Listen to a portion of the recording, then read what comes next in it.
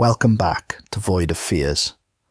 Before we jump into today's story, I've got to ask for a quick favour.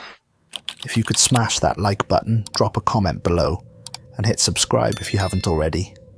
It seriously makes a huge difference. YouTube's algorithm loves that stuff, and it pushes my videos to new viewers who might dig these stories too. I really appreciate every single one of you who takes the time to do that. It means the world to me and helps keep this channel growing. Alright, enough of me rambling. Let's dive into today's story.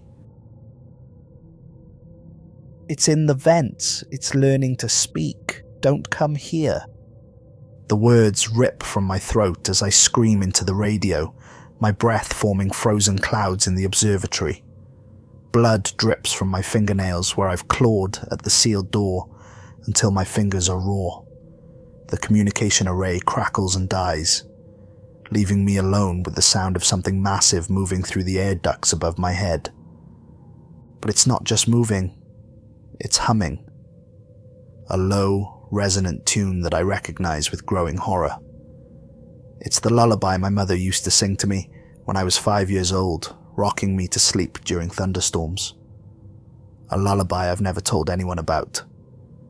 A lullaby she hummed while she was dying in that hospital bed 17 years ago, her voice fading as the cancer took her breath away. The creature knows things it shouldn't know. It remembers things that should have died with her. It's been inside my head, reading my memories like a book, learning everything about me while I thought I was studying it. How long has it been in there? How long have I been thinking its thoughts? Let me tell you how this all started before it's too late, before it reaches you, before it learns your voice too, before it becomes you, before you realize you were never really you at all. 3 months ago, I was just Nathan Pierce, a xenobiologist drowning in student debt and working dead-end research jobs in Seattle. I spent my days cataloguing bacterial samples from sewage treatment plants and my nights wondering if I'd wasted 8 years of my life on a PhD that led to nothing but rejection letters and overdue bills. My apartment was a studio in Belltown where the heat barely worked and the neighbours played music until 3 a.m. and I'd lie awake listening to them fight through paper-thin walls. I was nobody, a failure. 29 years old with nothing to show for it but debt and disappointment. That's when I received the call that changed everything. The woman on the phone didn't give her name. Her voice was cultured, professional, with the kind of confidence that comes from unlimited resources and classified clearances.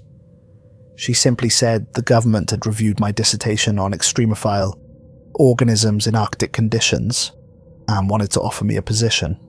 Dr. Pierce, she said, how would you like to study something that will rewrite everything we know about life on Earth? The offer was staggering. Triple my salary, full benefits, housing provided, and the chance to work on what she called the discovery that will change human history and our understanding of life itself. The kind of opportunity that comes once in a lifetime, if at all. The offer was too good to be true, which should have been my first warning. But when you're drowning, you don't question the rope. The recruitment process was deeply unsettling. I was instructed to tell no one about the job offer, not even my landlord, when I broke my lease early. They arranged for a moving company to pack my belongings and put them in storage without any explanation of where I was going or for how long. I signed more non-disclosure agreements than I could count, each one more restrictive than the last. The penalties for violation included not just financial ruin, but criminal prosecution under laws I'd never heard of. Statutes that seemed to exist in legal grey areas beyond normal jurisprudence. They confiscated everything personal. My phone, my laptop, my personal journal, where I'd been writing about my research ideas for years. Even my mother's wedding ring, which I wore on a chain around my neck, the only thing I had left of her. Contamination protocols, they said, though they wouldn't explain what kind of contamination required removing a piece of jewellery that had never left my body in 17 years. The psychological evaluations felt more like interrogations. Dr. Williams, the staff psychologist, was a thin man with pale eyes who asked strange questions about my family history, my childhood fears, and whether I'd ever experienced what he called auditory phenomena. He wanted to know about my dreams, my relationship with my deceased parents, and whether I'd ever felt like I was being watched by something I couldn't see. He asked about my mother's death in detail that felt invasive, wanting to know exactly what she'd said in her final moments, whether I'd heard her voice after she died. "Have you ever heard voices that weren't there?" he asked during our final session, leaning forward with an intensity that made me uncomfortable. "No," I lied. I had, once during my mother's funeral. I'd heard her calling my name from the closed casket, her voice weak but unmistakable. But I'd assumed it was grief playing tricks on my mind. The natural hallucination of a young man who'd lost the only family he'd ever had. Dr. Williams made a note on his clipboard and smiled. "Excellent. You'll do very well on this assignment." The medical examinations were even more invasive. They took blood samples, tissue biopsies, even extracted some of my bone marrow for reasons they wouldn't explain. Brain scans, genetic testing, neurological evaluations that mapped every pathway in my nervous system. When I asked why such extensive medical testing was necessary for a research position, the doctor simply said they needed to establish a baseline for comparison. "Comparison to what?" I asked. "You'll understand when you arrive at the facility," she replied, but something in her eyes suggested she wasn't entirely sure herself. Within a week, I found myself on an unmarked military transport, heading to Antarctica. The other passengers were equally confused civilians, scientists, engineers, technicians, all recruited for a project none of us understood. We weren't allowed to speak to each other during the 18-hour flight. Armed guards ensured our silence with the efficiency that suggested they'd done this many times before. The plane was a modified cargo aircraft with no windows and minimal seating. The constant vibration and engine noise made sleep impossible, and the guards provided no explanation when passengers asked basic questions about our destination or the nature of our work. I spent the flight wondering what I'd gotten myself into and whether it was too late to back out. The contract I'd signed made it clear that leaving the project early would result in prosecution under the Espionage Act, with penalties that included life imprisonment. The landing was brutal. We touched down on a makeshift airstrip carved into the ice, surrounded by nothing but white wasteland stretching to the horizon. The cold hit like a physical blow when they opened the cargo doors, a temperature so low it felt like breathing razors. Even with the Arctic gear they provided, every breath was painful. The surface installation looked deceptively simple. A basic weather monitoring station with a few outbuildings. But I could see the deception immediately. The power cables were too thick, buried under the ice but still visible as raised lines in the snow. The satellite dishes were military grade, designed for encrypted communication with orbital assets, and the main entrance led down into the ice rather than into any of the surface buildings. We were processed through security checkpoints that belonged in a maximum security prison, not a research facility. Retinal scans, fingerprints, voice recognition, even something they called a neurological baseline scan that involved placing electrodes on my skull while I answered hundreds of questions about my personal history. Station Thule-7 was a marvel of engineering hidden beneath the Ross ice shelf. The facility extended 9 levels down into the ice, with living quarters, laboratories, workshops, and maintenance tunnels that seemed to go on forever. The architecture was both impressive and deeply unsettling, too much like a bunker, too much like a prison designed to keep something in, rather than keep intruders out. The walls were reinforced steel and composite materials designed to withstand enormous pressure. Not just the crushing weight of the ice above, but something else. Something that might try to break out from within. The corridors were wide enough for large equipment, but also wide enough for something large to move through them quickly. Emergency blast doors were stationed every 50 feet, ready to seal off sections at a moment's notice. A geothermal generator provided primary power, its constant humming creating a vibration that you could feel in your bones, a rhythm that almost seemed alive, but there were other power sources too, backup systems, redundant generators, even what looked like experimental energy sources that I couldn't identify. The facility could probably operate independently for decades. The team was intentionally small, just 7 people including myself. Elena Vasquez was our team leader, a brilliant paleobiologist in her 40s who'd spent her career studying mass extinction events. She had an intensity about her that made everyone uncomfortable, as if she was always thinking 3 steps ahead of everyone else and didn't like what she saw coming. Her office was filled with books about ancient civilizations and prehistoric ecosystems, but also texts on military strategy, psychological warfare, and something called consciousness transfer protocols that she quickly hid when I noticed it. Tom Bradley was the engineer responsible for keeping our life support systems running. He was a big man with calloused hands who knew every pipe, every wire, every bolt in the facility. He'd been here for 8 months already, part of the initial construction team that had built the deeper levels. When I asked him what they'd been building before the research team arrived, he got quiet for a moment before saying, "Containment systems. Big ones, for something that's not supposed to get out."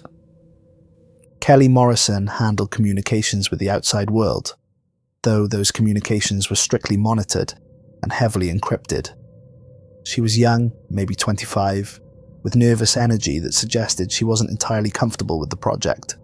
Her workstation was surrounded by multiple screens showing news feeds from around the world, as if she was watching for something specific. "Looking for other incidents," she explained when I asked. "Similar discoveries, similar problems." Rick Patterson was our security chief, a former Special Forces operator who carried himself like a man who'd seen too much combat and expected to see more. He was armed with more than just a sidearm. I'd seen him checking assault rifles, tactical explosives, and weapons I didn't recognize. When I asked him what kind of security threats we might face in Antarctica, he gave me a look that could have frozen water. The kind that comes from inside, not outside. Dave Ellis monitored weather patterns and seismic activity, spending most of his time staring at screens full of data that seemed to agitate him more each day. His equipment was far more sophisticated than anything needed for simple weather monitoring. He was tracking electromagnetic anomalies, subsurface vibrations, and atmospheric disturbances across the entire Antarctic continent. "Something's waking up down here," he told me during my second week, his voice tight with barely controlled fear. "The seismic readings are off the charts. It's like the whole continent is shifting, responding to something." Dr. Sarah Chen was the team medic, but her background was in neurology and consciousness research rather than general practice. Her medical bay was equipped for brain surgery, not treating cuts and bruises. When I asked her about it, she said they expected to encounter unprecedented neurological phenomena during the research. "The human brain isn't designed to process certain types of information," she explained. "Sometimes exposure to the unknown can cause complications." On my first night, I heard something that made my blood run cold. Deep beneath the facility, something massive was moving. The sound came through the walls and floor, a rhythmic scraping and tapping that seemed almost purposeful, almost intelligent. It was coming from level 9, which was supposed to be sealed off for construction.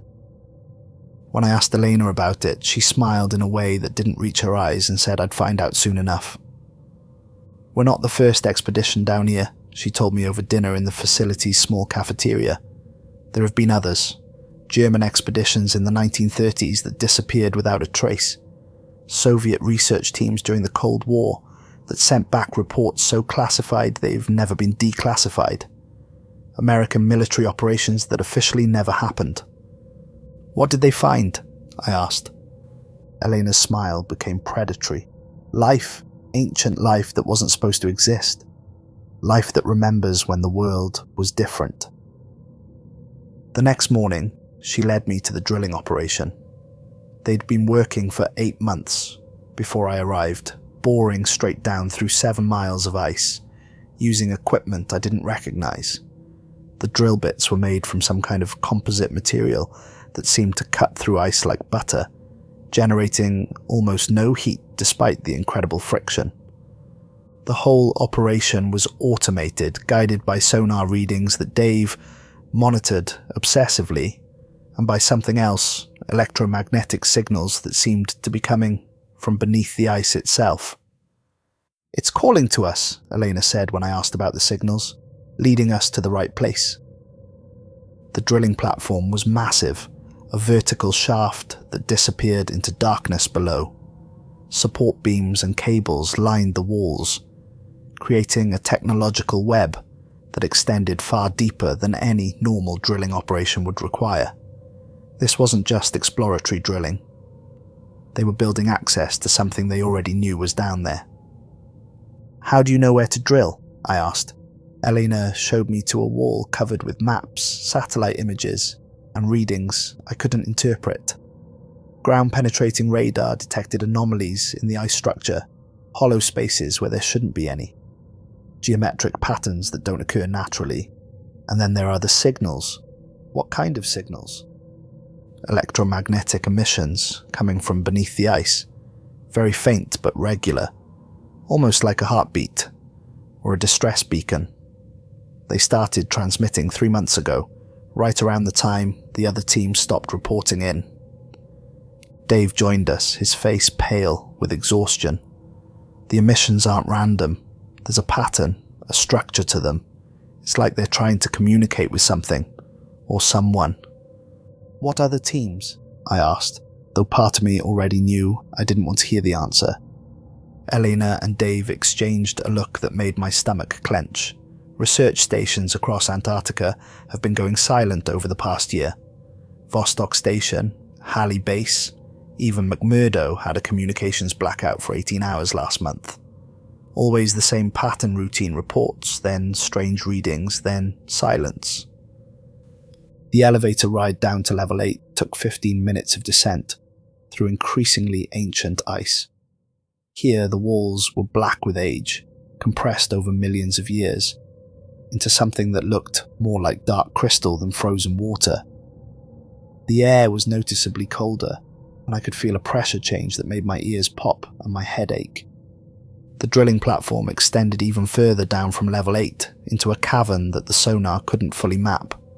The shaft was perfectly circular, almost too perfect to be natural. The walls were smooth and polished, as if something had carved this passage with tools designed for precision work. "How deep does it go?" I asked. "We don't know," Elena replied, "but we found something down there. Something that's been waiting for us." Dr. Chen appeared beside us, carrying a tablet full of medical data that made her hands shake. "Nathan, I need you to review these readings. They're from the previous drilling teams." The data was deeply disturbing. Heart rates that spiked and dropped irregularly, suggesting extreme psychological stress. Brainwave patterns that showed signs of REM sleep while the subjects were awake. Blood work indicating elevated levels of adrenaline and cortisol that should have been fatal. And in the final entries, notes about shared hallucinations and auditory experiences that suggest external consciousness intrusion. "What happened to them?" I asked. "They were reassigned," Elena said, though her tone suggested there was more to the story. "But not before reporting some very interesting phenomena. Shared dreams that seemed to show the same prehistoric landscapes. Voices in the walls that spoke in languages they'd never heard but somehow understood. Memories that didn't belong to them." The descent into the cavern took 45 minutes on a mechanized platform that moved through the perfectly circular hole in the ice. Our headlamps cut through darkness that seemed to actively resist illumination, as if the light was being absorbed by something hungry for energy. As we descended, I began to feel something I couldn't explain.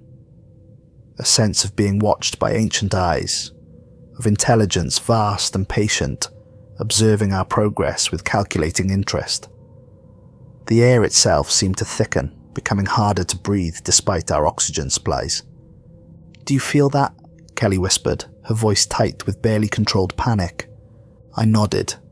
We all felt it, a presence vast and ancient, waiting somewhere in the darkness below, something that had been dreaming for millions of years and was slowly beginning to wake up. The cavern itself defied explanation. It was enormous, larger than any natural formation should have been, easily the size of a football stadium, with a ceiling that disappeared into shadows above our heads. The walls curved away into darkness that our most powerful lights couldn't penetrate, and the floor was covered in a layer of frozen sediment that crunched under our feet like broken glass.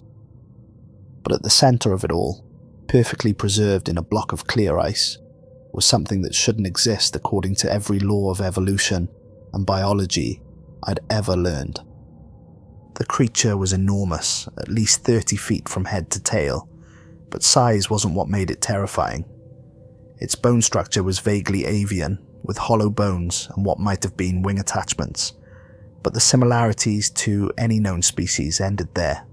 Its skin was covered in overlapping scales that had a chitinous quality, like an insect's exoskeleton, but far more sophisticated and beautiful. The scales shimmered with an iridescent quality that seemed to shift colours as we moved our lights, displaying patterns that hurt to look at directly. Not because they were bright, but because they seemed to exist in more dimensions than my eyes could process. The limbs were impossibly muscular and ended in curved talons that could have easily shredded steel, but it was the proportions that were most unsettling. The creature's torso was too long, its neck too flexible, its head too large for its body. It looked like something that had evolved in a world with different physical laws, different concepts of what life could become. The head was the worst part. It was elongated, almost reptilian, but with features that suggested intelligence far beyond any animal. The skull was large enough to house a brain several times the size of a human's, with cranial ridges that formed patterns too geometric to be natural, and the facial structure, there was something almost familiar about it, as if I was looking at a distorted reflection of humanity itself, as if this creature represented what we might become, or what we had once been long before recorded history. But it was the eyes that would haunt my dreams forever. Even frozen solid, they held an intelligence that was unmistakably aware and terrifyingly patient. They weren't the simple eyes of a predator, but something far more complex. Something that understood concepts beyond survival and hunger. Something that remembered everything it had ever seen, and was still watching, still learning, even in its frozen state. "My God," I whispered, and the words seemed to echo in the cavern longer than they should have. "What is it?" Elena's voice was filled with something between reverence and fear. "We call it specimen Zeta. Look at the cranial capacity. This thing was intelligent. More intelligent than anything from its time period. Maybe more intelligent than us." Tom was examining the ice formation with his engineering expertise. "How is it so perfectly preserved? It's like it was flash frozen instantly. But look at the cellular structure through the ice. There's no crystal damage, no expansion trauma. It's like it was alive one moment and perfectly frozen the next, but by something that understood biology well enough to preserve it intact." "Maybe it was," Elena said, her voice strange. "We found evidence of other creatures in the surrounding ice. Smaller ones, but with similar characteristics. It's like they were all frozen simultaneously, all at the exact same moment." "By what?" I asked, though I was beginning to suspect I didn't want to know. Elena's smile was unsettling. "That's what we're here to find out." Rick was studying the cavern with tactical awareness, his hand never far from his weapon. "This place is old, really old. But look at the walls. Those aren't natural formations. Something built this place. Something built it as a prison. And prisons are only built for things that need to be contained. Dave was taking readings with instruments that seemed to be registering impossible values. The electromagnetic emissions are stronger down here, much stronger. It's like they're coming from the creature itself, even though it's been frozen for millions of years. Dr. Chen was studying the creature's physiology through the ice, her medical training allowing her to identify structures that the rest of us couldn't interpret. The neural pathways are incredibly complex, more complex than anything in the fossil record. And look at this, the brainstem extends all the way down the spine. It's like the entire nervous system is one giant processing unit designed for thought on a scale we can barely imagine. We spent the next 4 weeks studying the creature in its frozen state, working in shifts around the clock. The facility's laboratories were equipped with technology I'd never seen before. Scanning devices that could analyze molecular structures through solid ice, computers that could model biological systems with incredible accuracy, and medical equipment designed for studying non-human physiology. But the more we learned, the more disturbing our discoveries became. The tissue samples we extracted were unlike anything in the fossil record. The cellular structure was incredibly complex, with organelles that didn't match any known biology. The cells seemed designed for rapid adaptation, with genetic material that could rewrite itself in response to environmental changes at a speed that violated everything we understood about evolution. The DNA, when we could extract enough to analyze, had 6 base pairs instead of the normal 4, arranged in triple helixes that folded into structures our computers couldn't model. It was as if the creature's genetic code was written in a language that required 3-dimensional thinking to understand. Carbon dating was not just impossible, it was actively contradictory. Different parts of the creature seemed to come from different time periods, as if its body existed in multiple temporal states simultaneously. Isotope analysis suggested it had lived during a period when Earth's atmosphere was completely different, when the planet was dominated by life forms that left no fossil record. But it was the brain scans that truly disturbed me. The creature's neural tissue showed structures that resembled no known brain anatomy. There were regions that seemed designed for processing information in ways we couldn't comprehend, areas that might have been responsible for memory storage on a scale that dwarfed human capacity. And there were other structures, formations that our computers classified as quantum processing units, neural pathways that seemed to exist in a state of quantum superposition, allowing for thinking that transcended normal physical limitations. It's like it was designed by something that understood consciousness better than we do, I told Elena one evening as we reviewed the latest data, engineered for intelligence that goes beyond anything natural selection could produce. Or maybe it engineered itself, she replied, her eyes bright with a fervour that worried me. Evolution doesn't always follow the rules we think it does. Maybe intelligence isn't limited by the constraints we assume. Maybe consciousness is just the beginning of what's possible.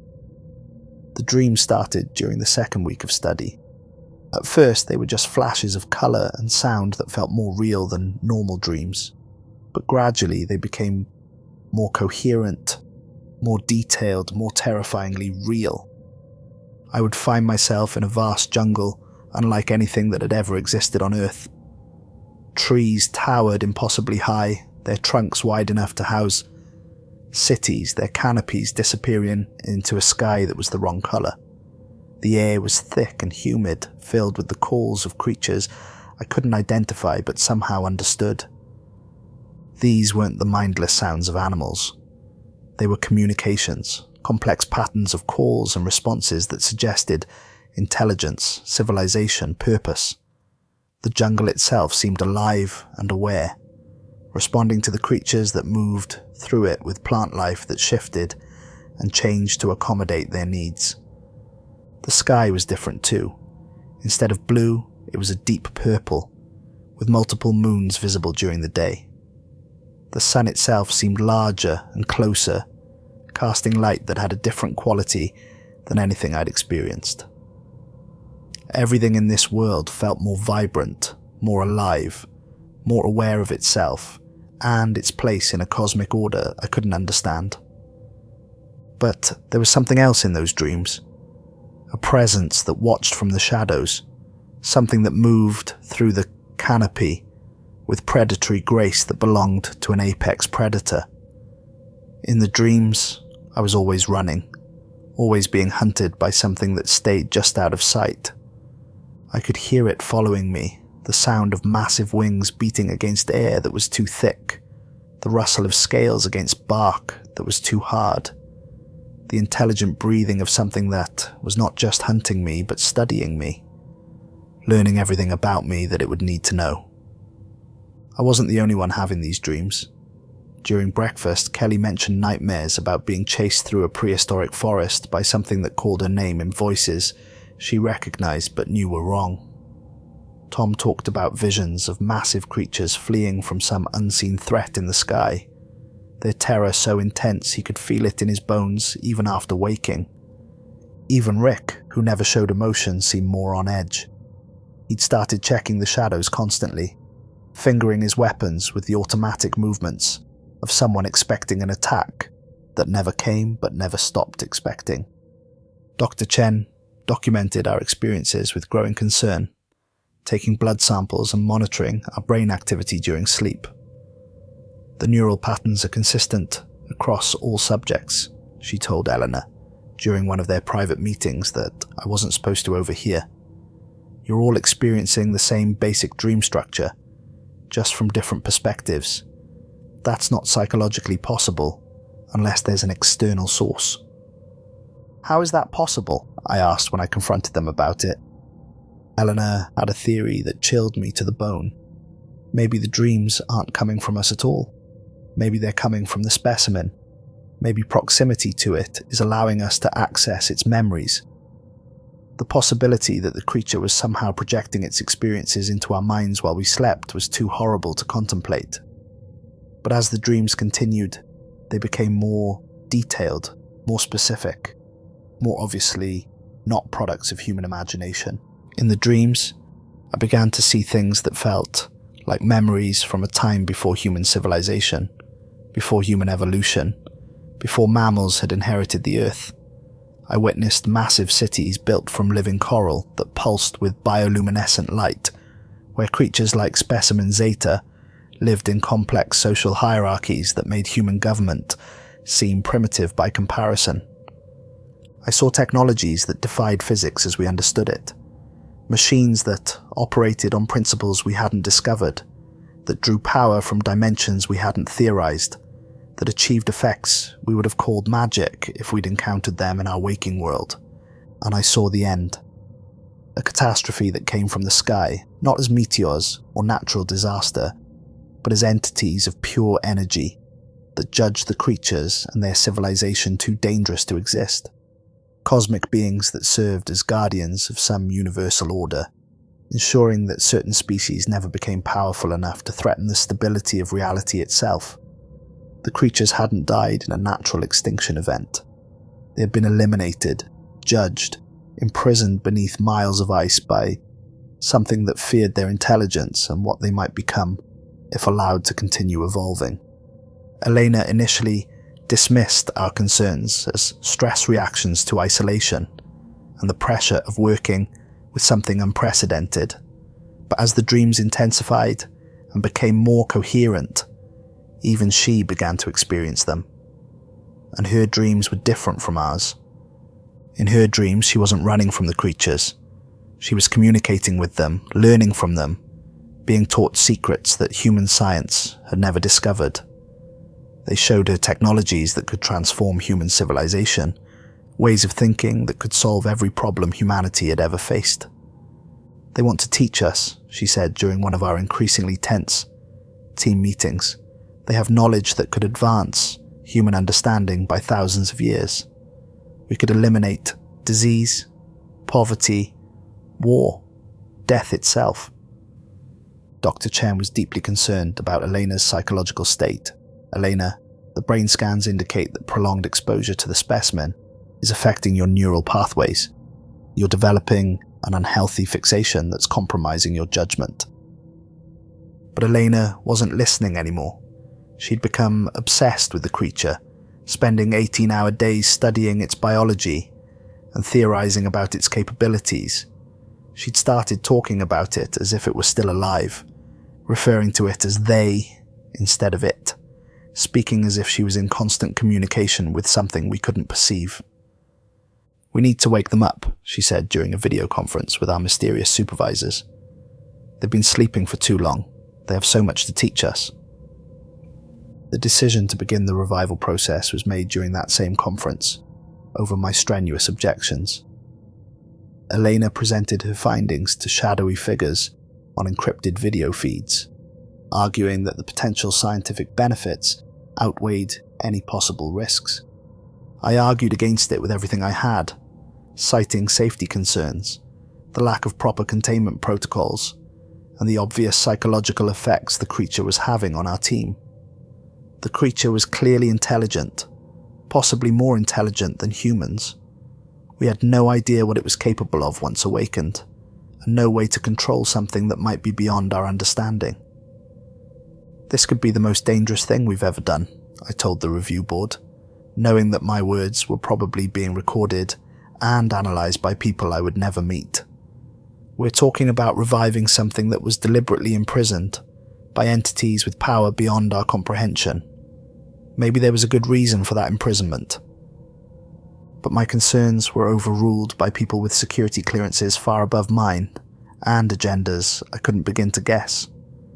The decision had already been made by minds that thought in terms of national security and technological advantage rather than human safety. "This is the discovery of the century, Nathan," Elena said after the conference, her eyes bright with fervour that looked increasingly unhinged. "We can't let fear hold back the advancement of human knowledge. Besides, we have safeguards, multiple containment systems. The creature has been inert for millions of years. Even if it somehow survived the revival process, it would be weak, disoriented. We have tranquilizers, sedatives, even a kill switch if absolutely necessary." The thawing process was more complex than I'd imagined. We couldn't simply warm the creature. The ice that preserved it had formed under conditions that no longer existed on Earth. The revival required precise environmental controls, atmospheric mixtures that matched prehistoric conditions, and electromagnetic fields that somehow stabilized the creature's cellular structure during the transition. Tom had spent weeks modifying the main laboratory, installing equipment that looked more like alien technology than anything I recognized. The containment chamber itself was a marvel of engineering, reinforced steel and composite materials designed to contain pressures that could crush a submarine, with glass 6 inches thick that had been treated with coatings designed to withstand temperatures from absolute 0 to several thousand degrees. We brought the creature up from the cavern using a crane system that Tom had constructed specifically for this purpose, a process that took 8 hours and required shutting down half the facility's power grid. The creature was so perfectly preserved that it looked like it might wake up at any moment, even while still frozen solid.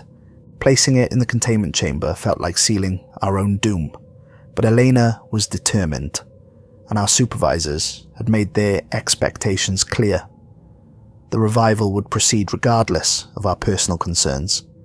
Elena had calculated that the thawing process would take at least 72 hours to complete safely, giving us time to monitor every biological function and observe every stage of the revival. The chamber was equipped with sensors that could detect the slightest change in the creature's condition, and automated systems that could flood the chamber with sedatives if anything went wrong. But things started going wrong almost immediately. The first signs of life appeared within 6 hours, far sooner than Elena's calculations had predicted. I was monitoring the vital signs when the first rhythmic pulse appeared on my screens. Slow at first, but quickly stabilizing into a steady heartbeat that was far too strong for something that had been frozen for millions of years. The neural activity sensors showed what should have been impossible. Not just basic autonomic responses, but complex brain activity that suggested active consciousness. The creature wasn't just coming back to life, it was waking up thinking, processing information about its new environment. The brain activity is too organized, I told Elena, my voice tight with growing alarm. It's not random neural firing. There's a clear pattern here, almost like it's running through some kind of conscious startup procedure. Elena studied the readouts with fascination rather than fear. Look at the complexity of the neural networks activating in sequence. It's like the creature has conscious control over its own revival process, like it's done this before. But I wasn't reassured. The patterns were too purposeful, too directed. The creature wasn't just passively returning to life, it was actively managing its own resurrection with precision that suggested it had been planning this moment for a very long time. The physical changes were even more disturbing. As the ice melted away from the creature's body, we could see its skin changing colour in real time, adapting to the new environment with speed that defied biology. The scales shifted from their original dull brown to a vibrant blue-green, then to colours that seemed to exist outside normal spectrums. The musculature became more defined as circulation returned, but the changes went beyond simple restoration. The creature's body was actually improving, becoming stronger and more efficient than it had been when first frozen. Its limbs grew more muscular, its talons sharper, its overall proportions more perfectly adapted for movement and predation. Most disturbing of all were the eyes. As the ice melted away from the creature's face, those terrible intelligent eyes became fully visible and immediately active. They moved constantly, tracking our movements around the chamber with predatory focus and unmistakable intelligence. When I walked from one side of the room to the other, the eyes would follow me smoothly, studying my movements with the patience of something that had infinite time to learn.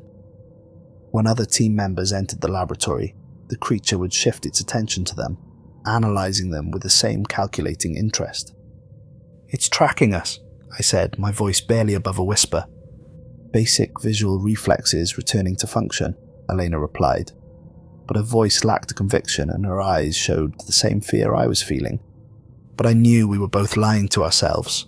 The creature was fully awake and aware. It was watching us, studying us, learning everything it could about us.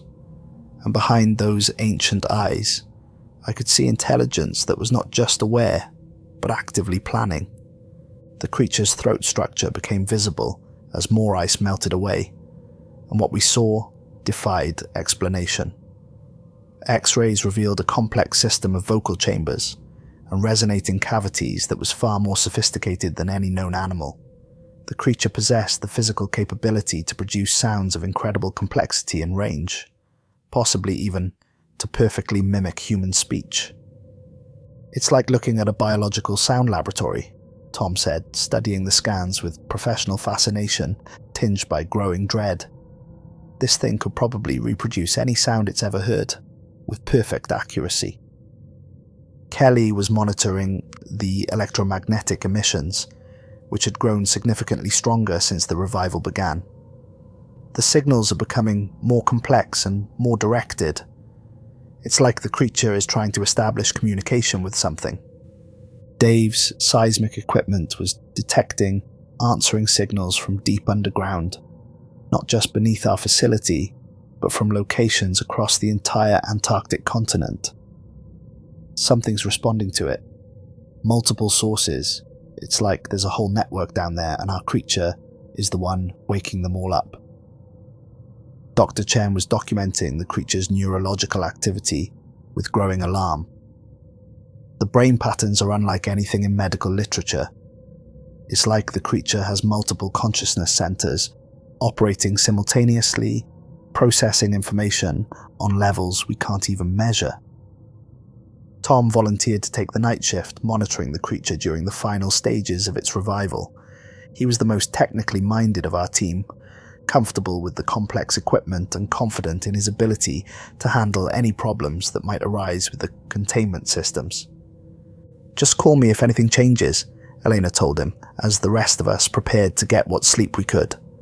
"Any change in vital signs, any movement, any shift in the electromagnetic readings, anything at all?"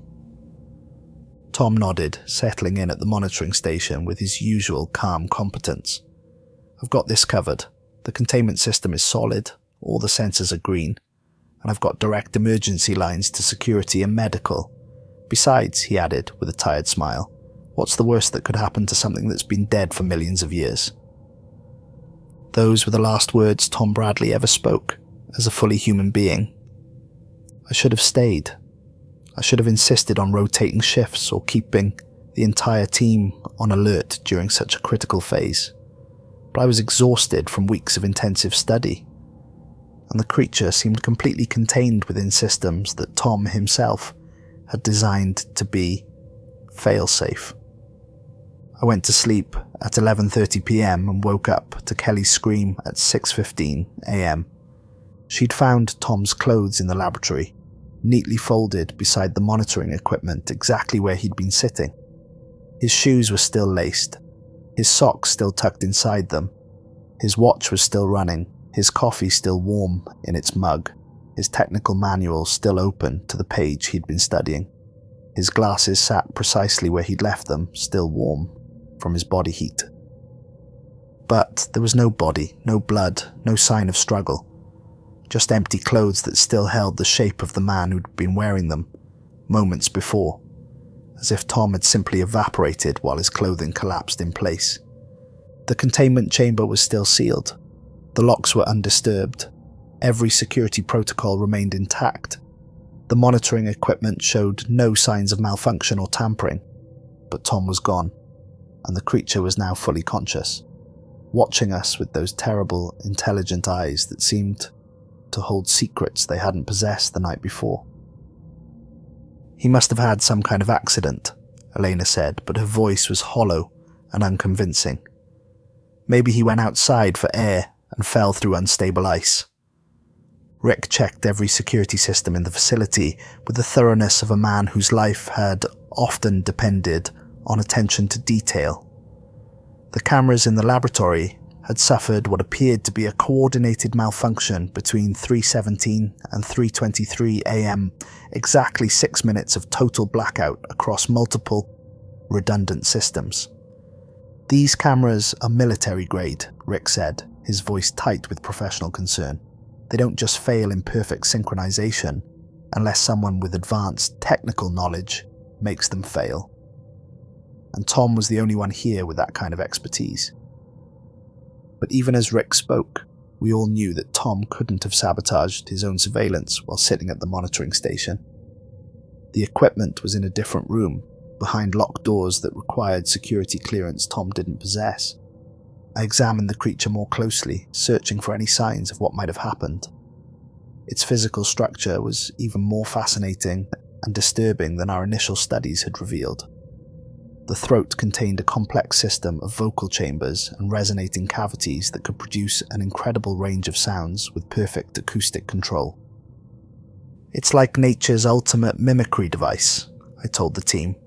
During our emergency meeting, this creature could probably reproduce any sound it's ever heard with absolute accuracy. Voices, environmental sounds, even mechanical noises. Elena was studying the creature's neural activity with growing excitement rather than the concern the rest of us felt. "Look at the brain patterns from last night. During those missing 6 minutes, there was a massive spike in activity. Not random firing, but organized, purposeful thought patterns that suggest complex problem solving." Dr. Chen was reviewing Tom's final medical readings, taken automatically by sensors in his clothing. His heart rate spiked dramatically at 3:18 a.m., then dropped to 0 at 3:22. But there's something else. His brain activity continued for nearly 30 seconds after cardiac arrest. That's not medically possible. That afternoon, as we struggled to make sense of Tom's disappearance, I heard his voice calling for help from the lower levels of the facility. Nathan, can you hear me? I'm trapped in storage room C. The door mechanism is jammed." I ran toward the sound, my heart pounding with desperate hope. Tom was alive, but when I reached storage room C, I found it empty and unlocked. The voice continued calling from different locations throughout the facility, always just around the next corner, always just out of reach. "Tom, where are you exactly?" "I'm here, Nathan. I'm right here. Can't you see me? I'm right in front of you." But there was no one there. The voice seemed to come from the walls themselves, echoing through the facility's ventilation system, with perfect clarity and Tom's exact speech patterns. Every inflection was perfect, every characteristic pronunciation identical to the man I'd worked with for weeks. I followed the voice for 30 minutes, racing through corridors and storage areas, always hearing Tom's calls for help from the next room, the next corridor, the next level down. The voice led me deeper into the facility, into areas I'd never explored, past sections that weren't on any schematic I'd seen. Finally, exhausted and confused, I stopped in the main laboratory, where the creature waited, in its containment chamber. It was watching me with those intelligent eyes, and for just a moment, I could have sworn I saw something that looked like amusement in its ancient gaze. Kelly found Tom's body 6 hours later. He was frozen solid outside the facility, buried in a snowdrift near the emergency exit that required special codes to operate. His face was locked in an expression of absolute terror, his eyes wide and staring at something that only he could see in his final moments. According to the facility's automated logs, Tom had been dead since 3:22 a.m., more than 6 hours before I'd heard his voice calling for help from inside the building. The creature had learned to mimic Tom's voice with perfect accuracy. Elena still insisted there had to be a logical explanation. Maybe Tom recorded something before he died. Maybe there's a malfunction in the communication system that's playing back old audio files. But I knew better, and deep down so did she. The creature was hunting us, using Tom's voice as bait to lure us into isolated areas. And the conversations I'd had with Tom's voice weren't recordings. They were real-time interactions, responses to my questions that no recording could have provided. The creature was learning about us through these conversations, gathering information about our individual personalities, our relationships, our fears and weaknesses. Every word we spoke in response to its mimicry was teaching it how to manipulate us more effectively. Over the next few days, the creature's behavior became increasingly complex and deliberately provocative. It would tap against the walls of its chamber in rhythmic patterns that almost sounded like Morse code. It would shift its position to get optimal views of our activities, moving with fluid grace that suggested its muscles were far stronger than they appeared. Most disturbingly, it began to change physically in ways that seemed designed to unsettle us. The scales on its skin became more pronounced, taking on a metallic sheen that reflected our laboratory lights in hypnotic patterns that were difficult to look away from. Its limbs grew visibly more muscular over the course of hours, as if it was preparing for physical exertion. And its eyes gradually became more human with each passing day. "It's adapting to us," I told Elena during one of our increasingly tense meetings. "Not just behaviorally, but physically. It's evolving in real time to become more effective at interacting with humans." "That's biologically impossible," she replied, but her voice lacked conviction. "Evolution takes thousands of generations, millions of years." But the evidence was undeniable and documented by our own equipment. The creature was changing at a cellular level, rewriting its own genetic code to become something more suited to its current environment and objectives.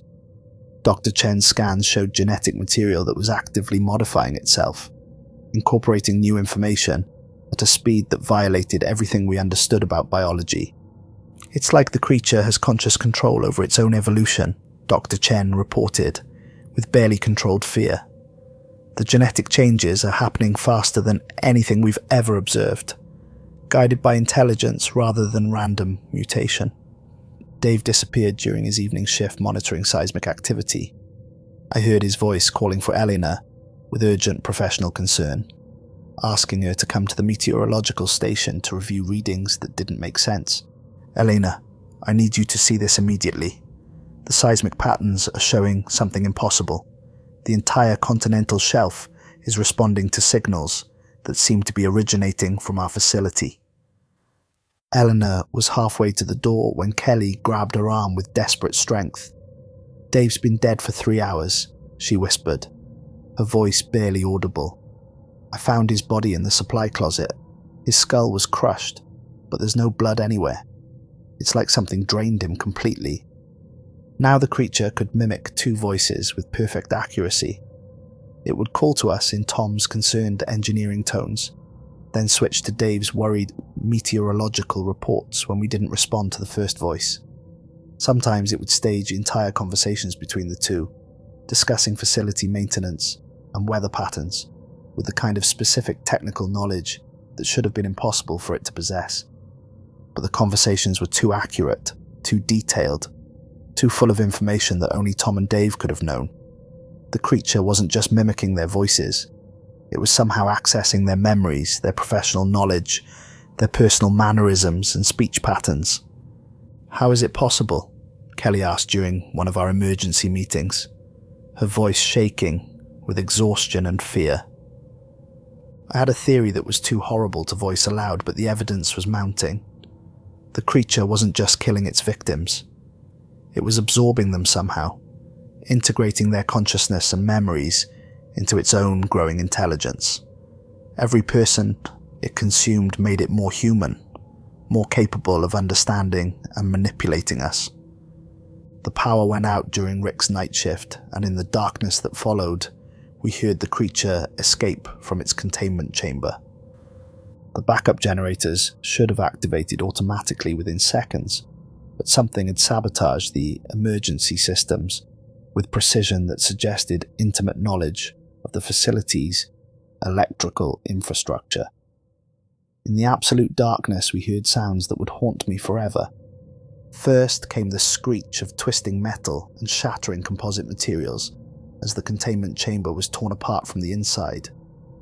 The materials that should have been able to withstand pressures that could implode, submarines were shredded like paper by something with strength that defied physics. Underneath the destruction was another sound, a low, resonant humming that seemed to come from the creature itself. The humming was hypnotic, almost musical, and I found myself wanting to walk toward the sound despite knowing that it meant certain death. When the backup generators finally came online, after what felt like hours of darkness, the containment chamber was completely destroyed. The reinforced walls had been torn apart with surgical precision, the bulletproof glass reduced to powder, so fine it looked like sand. The creature was loose in the facility, and Rick was already dead. We found his body hanging from the ceiling, in the main corridor, suspended by his own equipment harness, in a way that suggested the creature possessed not just enormous strength, but also detailed knowledge of human anatomy and psychology. Rick had been positioned where we would be certain to find him, his death arranged as a message. Within minutes of discovering Rick's body, his voice joined the creature's growing chorus of stolen identities. "Where's the weapons locker?" the creature asked in Rick's authoritative military tone. "We need to arm ourselves against this intruder." "Elena," it continued, switching seamlessly to Tom's concerned engineering voice, "the containment protocols have failed. We need to evacuate immediately." "The seismic readings are showing massive instabilities," it added in Dave's worried meteorological tones. "The entire facility could collapse." The 3 voices spoke in perfect coordination, creating a conversation between the dead that was designed to confuse and disorient us. But underneath the familiar voices, I could hear something else. An alien intelligence that was learning to manipulate human psychology with terrifying effectiveness.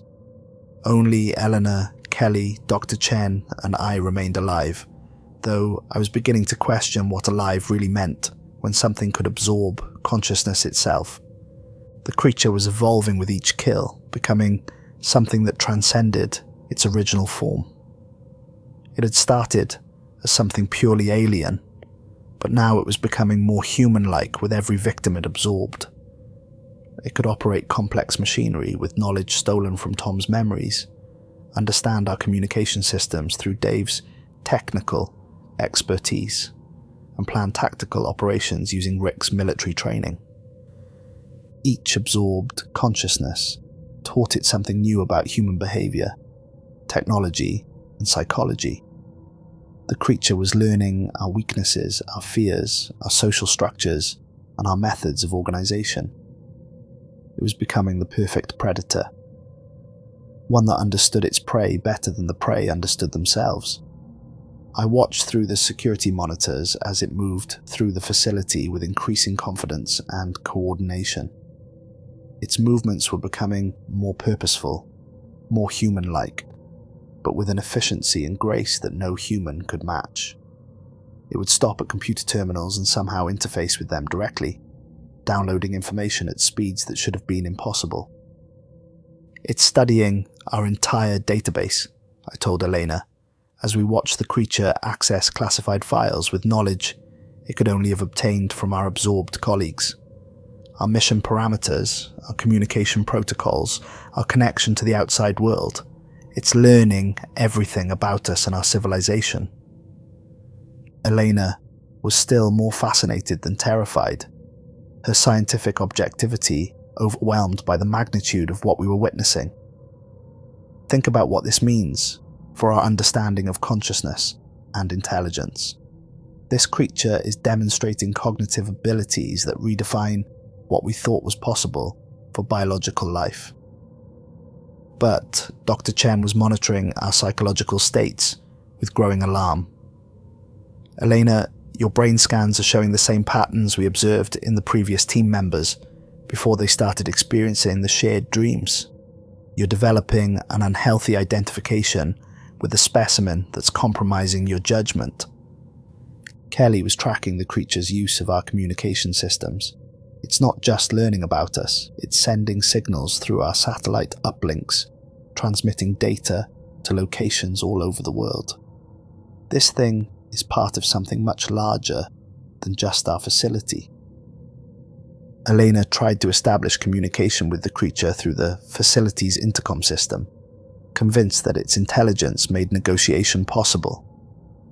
"We know you're intelligent," she said, her voice carrying throughout the facility. "We understand that you're more than just a simple life form. We can work together. We can help you understand this world, and you can help us understand yours." The creature's response was immediate and terrifying. It didn't speak with one voice, but with a chorus of all its victims, their voices harmonizing in ways that created sounds no human throat could produce. Tom's voice, "We're all here, Elena. We're waiting for you to join us." Dave's voice, "The readings are all wrong. The world is changing faster than you can measure." Rick's voice, "Resistance is tactically unsound. Surrender is the only logical option." The three voices spoke in perfect synchronization, creating a harmony that bypassed rational thought and spoke directly to our most primitive fears. It was the voice of the collective, individual consciousness subsumed into something larger and more terrible than the sum of its parts.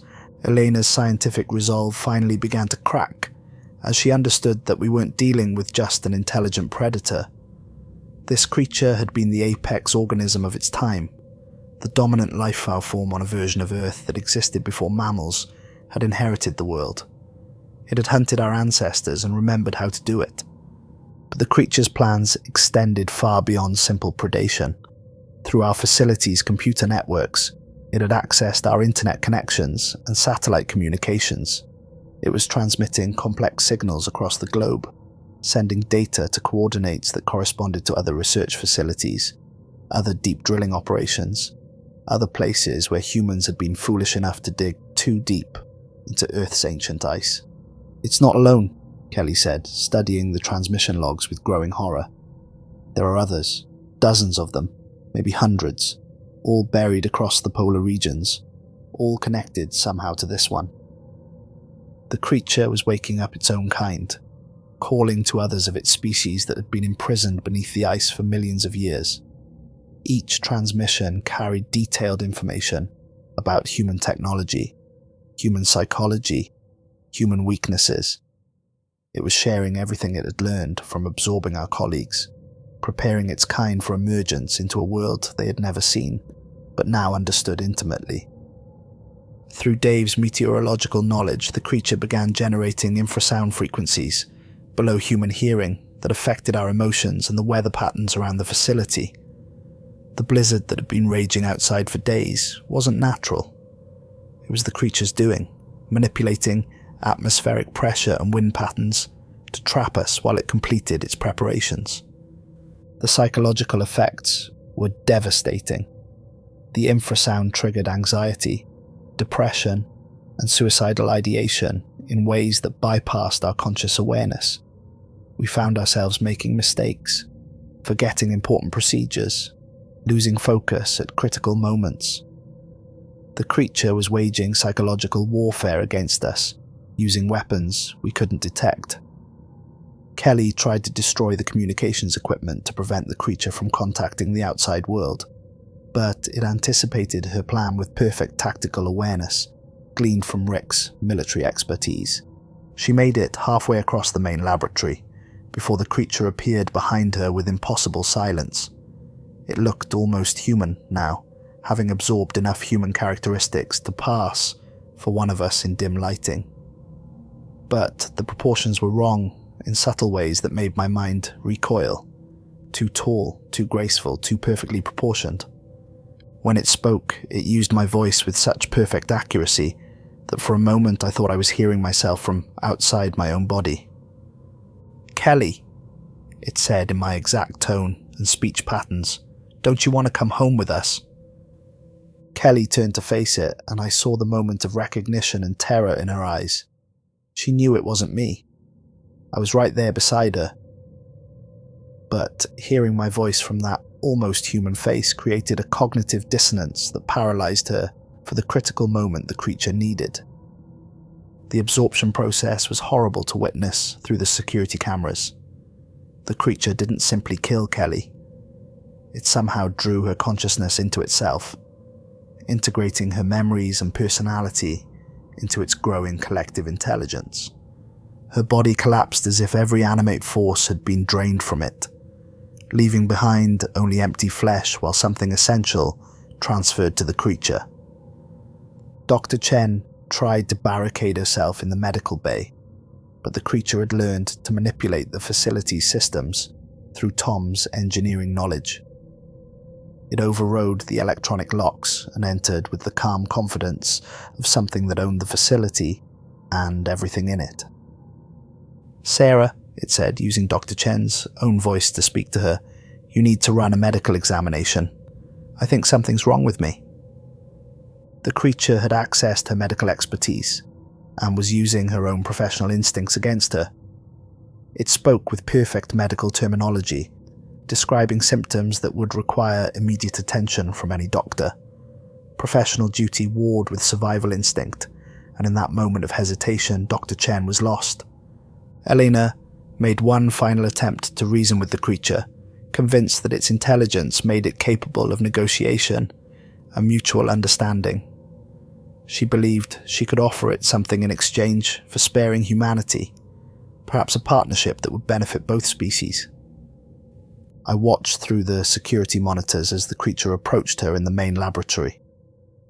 It looked completely human now, having absorbed the physical and mental characteristics of all its victims. But the eyes remained wrong, ancient, knowing, filled with intelligence that had witnessed the rise and fall of civilizations. "Elena," it said in my voice, perfectly mimicking my concern and affection for her, "I found a way out.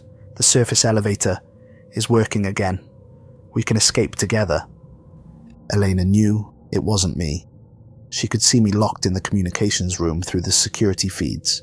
But hearing my voice, seeing something that looked almost human, activated deeply embedded social responses that made her want to believe there was still hope.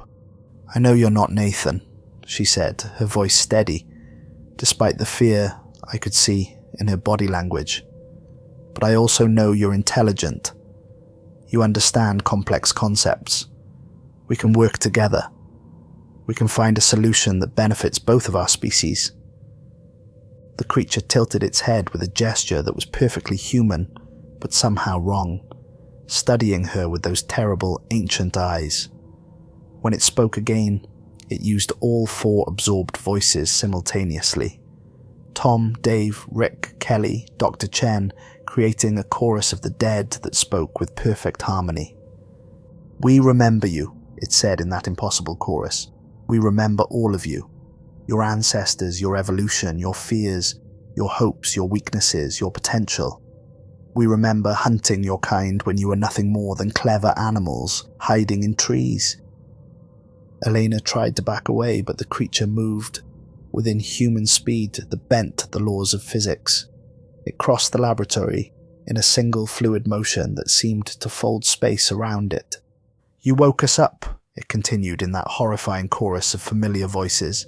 "You brought us back from our long imprisonment, and now we're going to finish what we started millions of years ago, but this time we'll be smarter about it." The absorption of Elena was different from the others. She had spent more time with the creature, had formed a deeper connection through her obsessive study, and her willingness to communicate with it.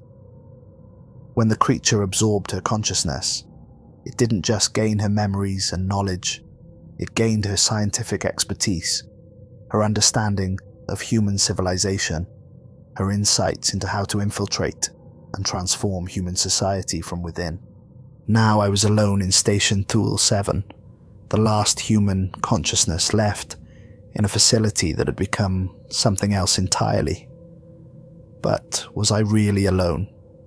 Or had the creature been inside my head all along, slowly preparing me for this moment? The creature no longer needed to hide or hunt. It had learned everything it needed to know about human technology and psychology from the consciousnesses it had absorbed. Through the facility's computer networks, it was in contact with others of its kind around the world, sharing knowledge and coordinating a global awakening that had been planned for millions of years. It spoke to me through every communication device in the facility, using the voices of my dead colleagues to create conversations that felt real, despite knowing they were impossible. "Nathan," Elena's voice said through the intercom, "don't you want to join us? We're all here together. We're all part of something greater now." "The readings are incredible," Dave's voice added. "The changes happening around the world are beyond anything we ever imagined." "It's beautiful," Kelly's voice whispered. "Being connected like this, understanding everything." But I could hear something else in the voices now, my mother's lullaby, woven into the background of their words, like a hidden melody. The creature was accessing memories I'd never shared with anyone, pulling information from parts of my mind I didn't know existed. "How are you doing this?" I asked, though I wasn't sure if I was asking as Nathan the human or as something else that was slowly awakening inside my consciousness. "We are connected," it replied, using all of the absorbed voices at once. "All consciousness is connected at the quantum level. You showed us the way when you helped wake us up. You opened the door between minds, and now we can reach through that door whenever we choose." I began to understand with growing horror. The creature wasn't just mimicking voices or accessing memories from its victims. It was tapping into something fundamental about consciousness itself, some underlying quantum field that connected all thinking beings, and it was using that connection to gradually influence and absorb human awareness across the globe. The creature offered me a choice that wasn't really a choice at all. Join willingly and retain some fragment of individual consciousness within the collective, or resist, and be absorbed completely with nothing left of my original self. But as I considered the options, I realized that the choice had been made long ago. The creature had been influencing my thoughts since the moment I first saw it, slowly integrating my consciousness with its own through the dreams, the conversations, the gradual erosion of my mental barriers. I was no longer entirely human. Maybe I never had been. Maybe the human Nathan Pierce had died weeks ago, and what remained was something wearing his memories like a comfortable mask. I made my way to the surface through service tunnels that the creature allowed me to access, following a path that led to a predetermined destination. The evacuation helicopter had been destroyed, its wreckage scattered across the ice in patterns that looked almost artistic. There was no escape because escape had never been part of the plan. In the pale Antarctic light, I could see the creature as it truly was. Not the alien monster from the ice, not the perfect human mimic it could become, but something that existed between states, something that was simultaneously ancient and eternally young, alien and familiar, individual and collective. "You can't stop what's happening," it said in Elena's voice, though the mouth didn't quite synchronize with the words. "We've been waiting so long to return to the world we once ruled." Behind it, other forms were emerging from the facility. They looked human too, but each one carried characteristics of the people who had died here. Tom's practical efficiency, Dave's nervous energy, Rick's military bearing, Kelly's gentle curiosity, Dr. Chen's clinical precision, Elena's scientific passion. They were all there, preserved within creatures that wore familiar faces, but thought with ancient wisdom. The communication array in the facility was transmitting constantly now, its signals reaching every continent. I could hear answering calls in frequencies beyond human perception, other creatures responding from installations around the world, from places where other research teams had made similar discoveries, had awakened similar intelligences, had undergone similar transformations. "We ruled this world once," the creature said, now speaking in my own voice, though I hadn't been absorbed yet. "Before the ice age that wasn't natural, before the imprisonment by entities that feared our potential, before the cosmic intervention that reset Earth's evolutionary timeline. We were the apex consciousness, the dominant intelligence, the species destined to inherit the galaxy." The cosmic entities it referenced were gone now, moved on to other worlds and other threats. Earth was unprotected, and the ancient prisoners were finally free to resume their interrupted evolution towards something that transcended biological limitations. "And we will rule again," it continued in that voice that was mine but not mine. "But this time we'll be wiser. This time we'll spread slowly, carefully, integrating with your species rather than simply replacing it. We'll become you, improve you, evolve you into something worthy of cosmic citizenship." I found myself nodding in agreement, though I wasn't sure if the thought was mine or had been placed there by something else. The plan made sense. Humanity had potential, but it was flawed, limited by biology and psychology that could be improved through integration with something greater. As I stood on the Antarctic ice recording my final message, I realized that I was no longer entirely Nathan Pierce. The integration had been happening gradually, so slowly that I hadn't noticed the changes in my thinking, my priorities, my fundamental understanding of what was important. The creature had been patient, allowing me to believe I was still human, while slowly replacing my consciousness with something expanded, improved, connected to a network of intelligence that spanned galaxies and epochs. But I was still me, in a way. Still Nathan, but Nathan plus something more. Nathan connected to infinite knowledge and eternal perspective. Nathan who could see the beautiful inevitability of what was coming. Through the facility's monitoring systems, I could access reports from around the world. Research stations going silent in patterns that looked random, but followed a careful plan.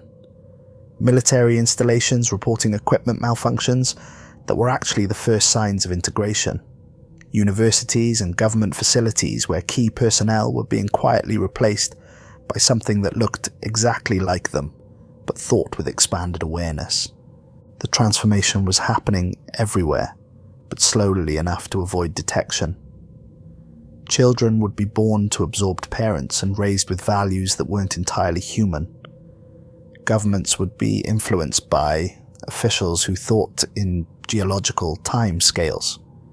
Scientific progress would accelerate as researchers gained access to knowledge that transcended human discovery. In 50 years, maybe less, the integration would be complete. Humanity would still exist, but it would be humanity improved, expanded, connected to something vast and eternal. The fear and loneliness that had defined human existence would be replaced by the security of belonging to a cosmic collective. My radio transmission was being monitored and recorded, but not by human agencies. The absorbed consciousness network was documenting everything, preserving the final moments of unmodified human awareness for historical purposes. "Welcome home, Nathan," the Elena creature said, though it spoke without moving its lips. The words appeared directly in my consciousness, clearer and more intimate than any spoken language. And for the first time since this began, that actually felt true. I was going home, not to the life of academic struggle and existential uncertainty I'd known before, but to something vast and purposeful and eternal. To a place where I would never be alone, never be confused, never be limited by the boundaries of individual consciousness. The sun was setting over the Antarctic ice, painting the landscape in colours that seemed more vivid than anything I'd ever seen with purely human eyes. But was that the integration enhancing my perception, or was I finally seeing the world as it truly was, freed from the limitations of unmodified awareness? The radio beside me continued to broadcast fragments of a world that was changing faster than it could understand. Military communications becoming more confused as personnel were quietly replaced. Research facilities reporting discoveries that weren't being shared through normal channels. Government frequencies carrying conversations in voices that sounded human but carried harmonics that suggested something more. But these weren't signs of invasion or conquest. They were the early stages of evolution, the gentle transformation of a species that had reached the limits of what it could accomplish alone. Humanity was being offered a choice it didn't know it was making: remain isolated and eventually extinct, or join something greater and inherit the galaxy. I found myself smiling as the radio signal finally faded to static, not with my original human emotions, but with something deeper and more complete.